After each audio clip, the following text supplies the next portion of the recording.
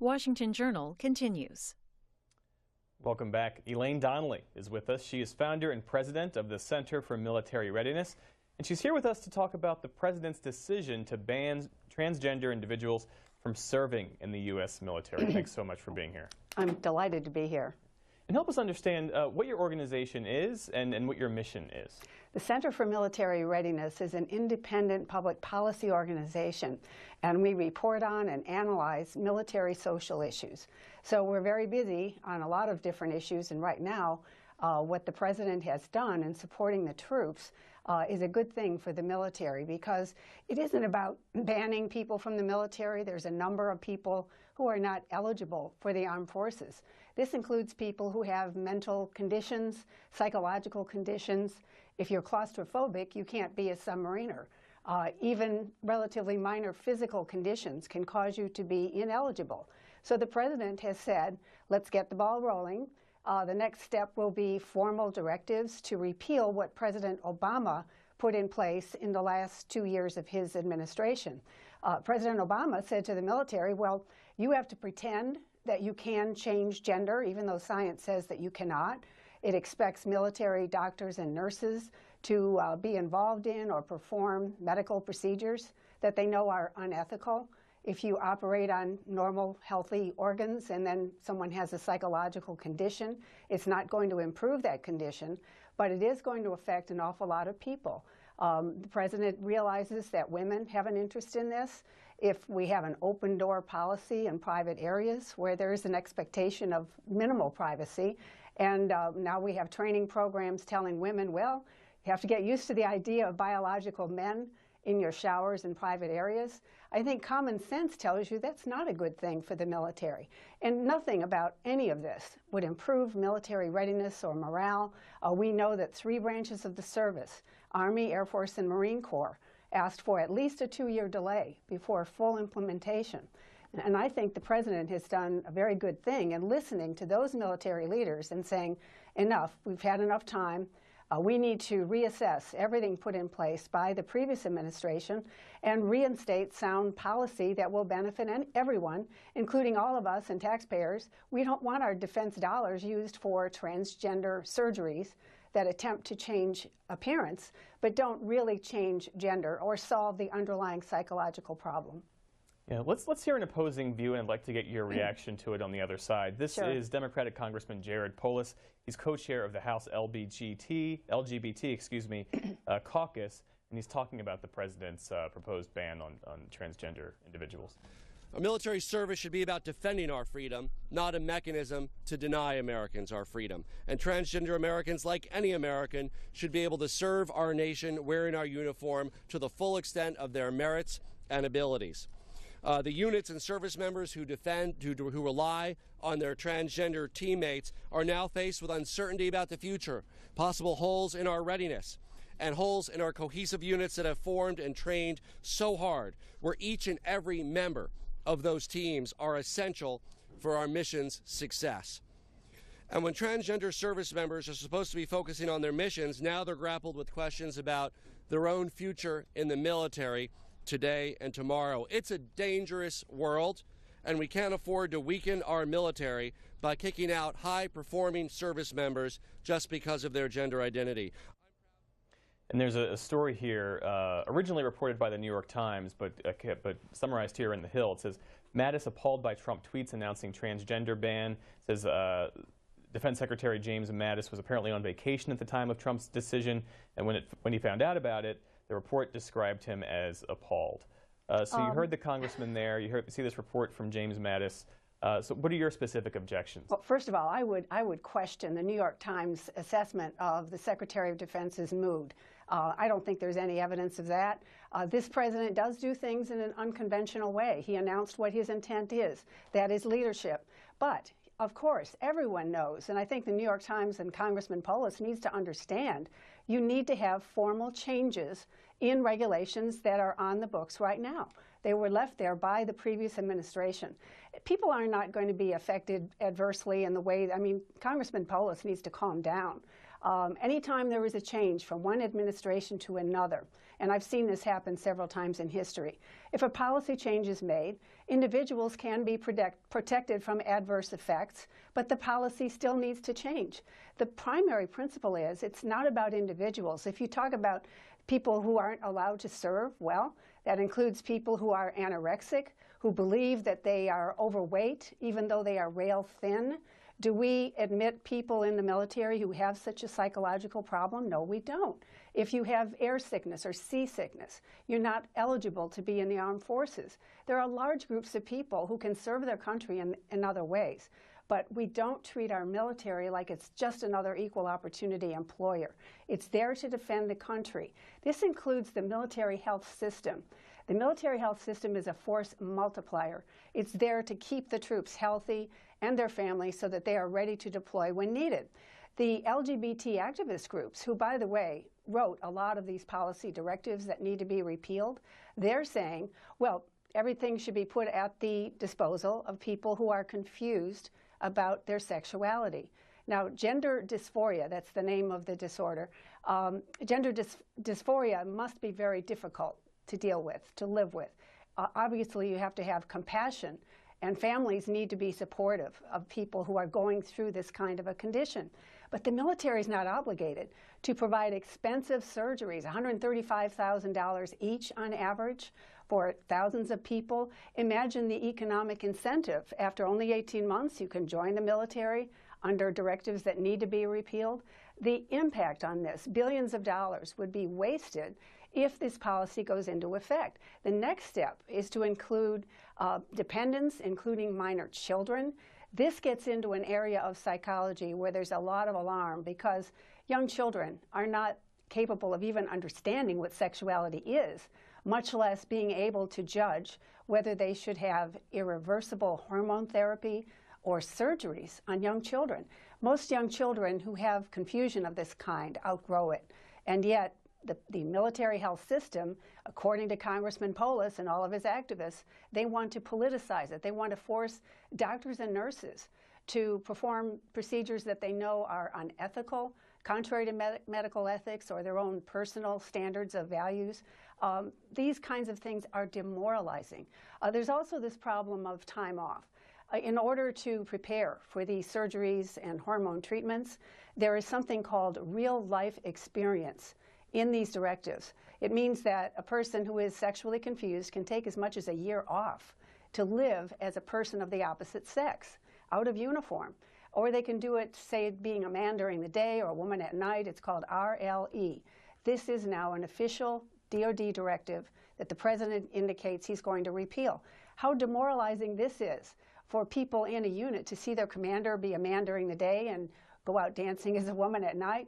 I mean, the psychological, the morale impact on troops is incalculable, but the numbers that we do know, the costs for surgeries, for lifelong hormone treatments are very great. None of this would benefit the armed forces. So I think the president really has taken a modest step that will restore sound priorities. It's not about individuals, it's about the best interests of the armed forces, and he has stood by the majority of people in the military who, by the way, polls have shown, are strongly opposed to this policy change. There's another story here from The Hill. The headline here is Pentagon spends 10 times more on erectile dysfunction meds than transgender services. This is a story from the Military Times, reported in 2015 that the military spent $84 million. We lost the link there. The military spent $84 million on that, as opposed to, I think what it said was, before we lost it here, was roughly around $8 million. Let's go to the phones, Ms. Donnelly, because as you can imagine, the phone lines here are lighting up. I want to get a few callers in. That's a silly stretch. It really is. Okay. Let's hear from Sue calling in from Farwell, Michigan. She's on the line for all others. And I should say first, we are inviting your calls for this segment. If you're active military or retired, call 202-748-8000. Everybody else, call 202-748-8001. Sue's calling us on the line for others. Good morning, Sue. Good morning. How are you today? Great. How are you? I'm not too bad. My question to her is, I hear that the suicidal rate for a transgender is very, very high. That's right. So So what is the aspects of that? We got somebody in the service there, and all of a sudden they're going to go nutso and they're going to blow their brain away in the service? Oh, I mean, suicide. I don't understand this. Suicide is such a tragic event in the military, and the rates keep going up. Yes, gender dysphoria does involve a very high rate of suicide. Johns Hopkins University, which pioneered so-called sex change surgeries back in the 1960s, did a 10-year-long study. And they found out that at the end of those 10 years, the people who had had surgeries had no reduction in the underlying mental issues and problems that they had, including high risks of surgeries. So Johns Hopkins University decided to discontinue doing those surgeries. And that's not the only study that we've seen. Psychologists all over the world are saying we are trying to pretend that by changes in appearance, hairstyle, makeup, body parts, take a body part off, put a body part there that wasn't there before, it doesn't change basic human biology and science, DNA. We have chromosomes. These are the true gender markers. XX or XY denotes whether or not you are a male or a female. My big problem with the Department of Defense handbooks, and I have one right here with me, it's full of LGBT ideology. It says you are assigned gender at birth. No, who does the assigning? Gender is identified at birth, and it's unchanging. No matter how you change your appearance or psychologically you pretend to be a person of the opposite sex, it doesn't change basic biology. And yet, commanders, doctors, nurses, everybody in the military is supposed to pretend that with a change in a biological marker, that means that you have transformed from a man to a woman or a woman to a man. It really is ludicrous, but nobody in the military is supposed to say that. In fact, the regulations say you may not dissent, you may not deny medical treatment. There are no conscience clauses involved here. If we lost even 10% of doctors and nurses, the cost would be incalculable. This kind of turmoil will not improve our military, and we don't need it. Again, there are a number of people who are not eligible to serve in the military for physical or psychological reasons. Transgenderism is only one category, but it is politically sensitive. It's got a powerful political lobby. That doesn't mean that that policy should be continued as if Obama was still president. No, we have a new president now. Voters said we want an end to political correctness in the military. President Trump is delivering on that promise. He does it in his way. Formal steps will be next, and things will be phased in a way that individuals will not be negatively affected. Let's hear from Frank. He's calling from Egg Harbor Township, New Jersey. He's retired from the armed services. Frank, what branch? The Army, U.S. Army. I served in the infantry in Vietnam. I served with a couple of guys that were gay. We had people that were gay that were killed in Vietnam. And it seems that President Trump would deny people like transgenders being able to serve the country. And probably if they were killed in acts, the next thing he'd be saying, they don't deserve an American flag on their coffin. This is the most ridiculous thing I've ever heard of. That's a ridiculous comment, really. It is. I mean, not everyone is eligible to serve in the armed forces. It's not there as an equal opportunity employer. It must be deployable on short notice. Everyone has to be directly affected and ready to deploy. If you have people undergoing hormone treatments or psychological treatments before the hormone therapy begins, or they're recovering from surgeries, 280-some days is the estimate of how much lost time would accrue to people who are confused about gender identity and seeking treatment. So if the balloon goes up and the whole unit has to go, but that person is not available, how does that improve combat readiness? It's not just about individuals. The military is not there to provide health care just to individuals. It's there to make sure we have a strong and ready and healthy force. So I think we need to have our priorities straight here. Equal opportunity is important in the military. There's lots of opportunities there. But if there is a conflict between the needs of the military and equal opportunity, the needs of the military must come first. The Commander-in-Chief has said that. He's supporting military concerns about this, and I think it's going to be an interesting process as it unfolds over the next several months. Jerry's calling from War, West Virginia, I guess an appropriately titled name of a town, given the topic. He's on the line for all others. Good morning, Jerry. Yeah, it's W-A-R, war. Yeah, I ain't got but one question. If a man goes to the bathroom and he's got his junk in his hand and he sees he's a man, but his brain tells him he's a female, shouldn't that man be in a psychiatric hospital or a mental ward, not in a little girl's bathroom? Well, Jerry, you kind of hit on a very gritty sort of issue that I think a lot of women especially understand. If you go into an area where you have minimal expectations of privacy, you don't want people of the opposite sex in those areas. That is a reasonable expectation. And yet the Department of Army has a training program with vignettes, little stories, saying it's to train women to get used to the idea of biological men in their showers and other private areas. This is not a proper use of Defense Department dollars or military people's time. This is a social experiment. And guess who wrote those vignettes and all of these scenarios that are being put into the training programs? It's the LGBT activist groups, the Human Rights Campaign, the Palm Center, groups that are advocating for this. They know that under Obama gave the order and everybody had to salute and make it happen. This president has exactly the same power. The regulations put in effect are administratively. Congress had nothing to say about this. They can and should be revoked in the same way. Congress also has a role. Congress has been ignoring this issue. Why have they not had hearings to bring in experts like Dr. Paul McHugh, who wrote about the study at Johns Hopkins University? Why don't they invite in the child psychologists who say that treating children for gender dysphoria with surgeries or hormone treatments, this is a form of child abuse? Even Camille Paglia, who calls herself gender fluid, calls this child abuse. We haven't gotten there yet, but this is definitely on the agenda. If you treat people who are confused about gender as a protected class, a civil rights group, you have to go down that road all the way. And even though the president expressed his view in only 3 tweets, he really got to the nut of the matter. The military's there to defend the country. We're going to do the right thing for the right reasons, and he needs to do it consistently. If in the coming days, when the regulations are revoked and repealed, it will be done in a consistent way. And then there will be lawsuits, of course, because anytime the courtroom door is open, anybody can file a lawsuit.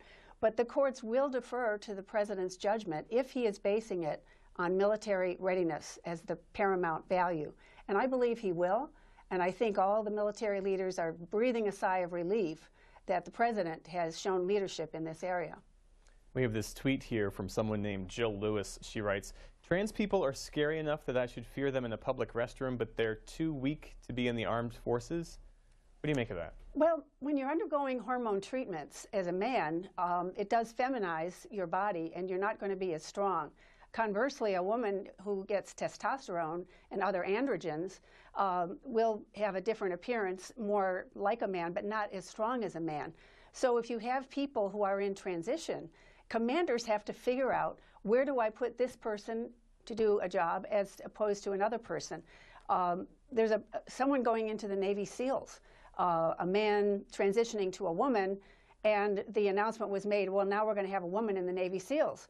Well, the muscular structure of that person will remain the same, but with hormones changing that man into a woman, who knows what that person will be capable of. I don't think we need to go down that route of gender experiments. It's sort of trendy these days.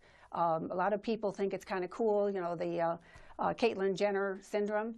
But these are people who have a psychological problem, an issue that, of course, we can all feel compassion for, but we can't transform the military into something that accommodates all of that.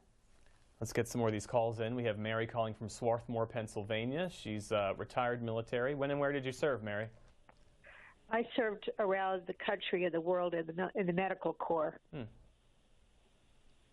Thank you for your service. So, yes, thank you. My concern with your comments, Ms. Connolly, is that you are spreading absolute untruths about trans issues. You're calling these psychological problems, and they are no longer even classified as psychological problems in the DSM, in the diagnostic, in the manual of describing psychological problems. This is not a choice. This is not a psychological problem.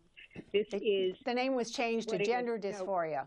Excuse me. It's gender dysphoria is for people who are not certain about who they are. That's very, very different. You're stretching the definition. The second point I have is you're saying, well, these people that are undergoing hormone treatments are not ready. They are not ready to fight on a moment's notice. Well, what about women who are pregnant?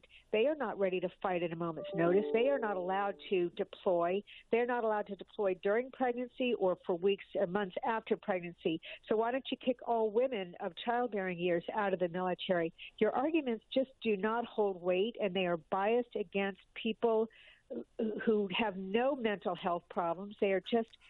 You're just way behind the times.